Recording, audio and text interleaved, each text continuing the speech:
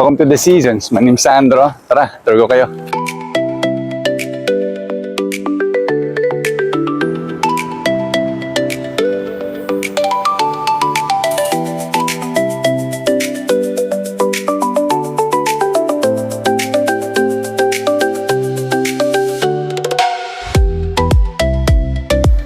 So, yun. Yeah. Medyo nakakatawa yung lugar kasi nagawa na siya. I've been here nung kino-construct pa lang siya. And nakakatawa na bukas na. Yes na ngayon. May naman papasa-pasa na. Tapos, ito is yung function room, which is Japanese style din. Nasa loob yung function room.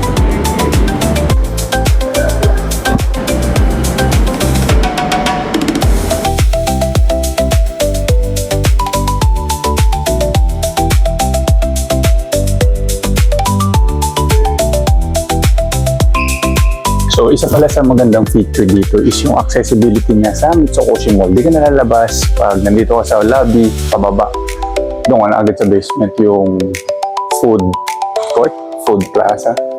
Sa doon, maraming pagkain doon. So, pag nagutom ka from here, from your unit, go to the mezzanine, transfer ka na elevator, then baba ka sa basement. Doon palakain ka na agad, diba? Convenient. Thank you, Jeep. Merong access pa. Hindi ka ba sa akit baba. Yung security dito is tight security. From here, baba lang tayo. 7th floor.